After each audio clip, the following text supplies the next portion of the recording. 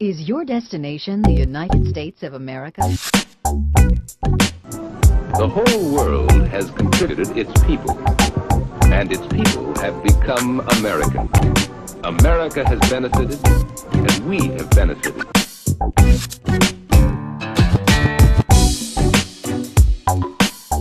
A nation with secure borders and open doors. Today, as in the past, the United States welcomes visitors from around the world. I am 19 years old. Okay, and you are from originally? I am from Goma, Belarus, a former Soviet republic. Okay. I was born when it was still the Soviet Union, and then several years afterwards it broke apart.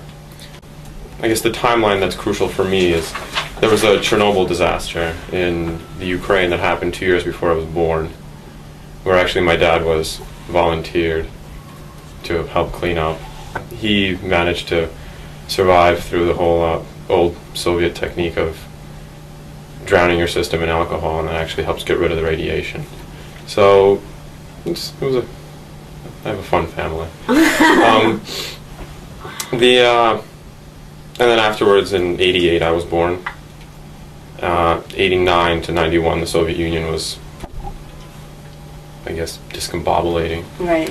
And then in 1996, the decision was made that it was not worth it to stick around in Belarus anymore. So my mom came over first, followed about a year later by my dad, and then a half a year afterwards my sister and I came. They came on tourist visas? Do you know how they The 1 year tourist visas, I think. Okay. And then when you guys came, it was on tourist visas as well? Yes, but they were a little bit different because we didn't get social security numbers, my sister and I.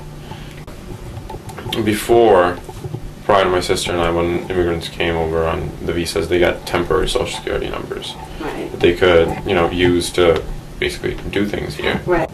My sister and I came over, and that was no longer the policy.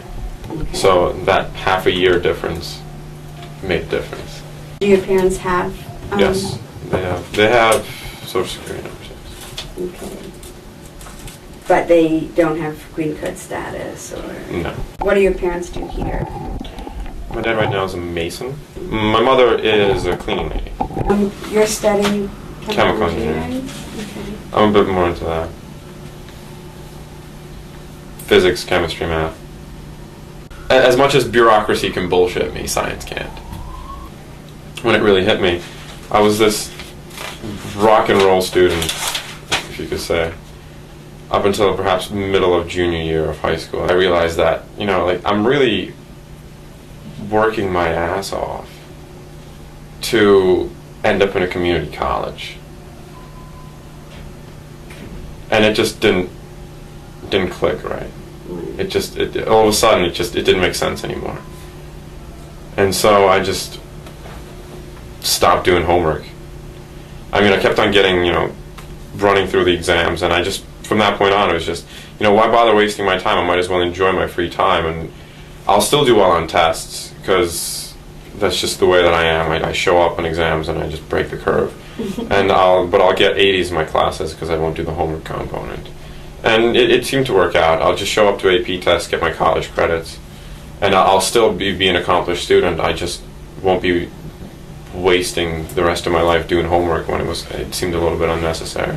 So my class ranking dropped. I graduated 5th out of 500.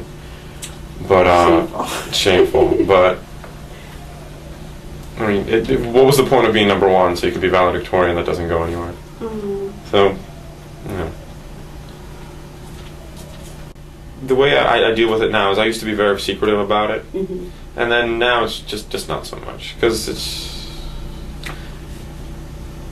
I guess I'm more comfortable with it. Yeah. And I just guess that it's really not that big an issue. Regular people, they won't look at me any differently. That's the one thing that I've noticed. Because of course I'm a face that no one really, when they think of illegal immigrant, they don't think of my face. They don't think of a person who speaks like me. They don't think of me. They get something else in their head.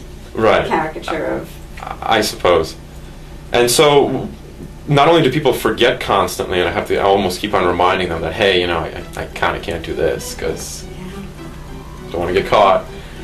People don't look at me differently knowing it. It's just like, oh, it's a little bit more of a challenging step to get around things, but they don't automatically think that I'm this horrible, dirty little person that's done something evil.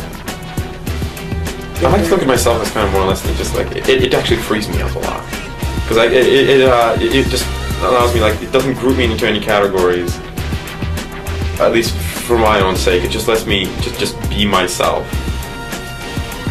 Like, no one's worrying after me, no one's really chasing after me, no one's really like, it's almost as if I kind of don't exist, but I do exist. So it's kind of comforting to know that almost absolutely nobody really acknowledges your existence or really cares who you are, so you can really, you know, just cuddle up and feel warm in that kind of knowledge that you're free. I'm constantly told that I should. I think it's one of those things that's, at least for the DREAM Act, that it's a no-brainer. That it's almost like we're targeting children for being children and for following their parents. So the parents are the ones who made the decision. If the children are here and they're accomplished and they're going to go to school and they're going to go through their education, and then why stop them if they're willing? You don't need to have any kind of filtering, because the colleges will do it for you.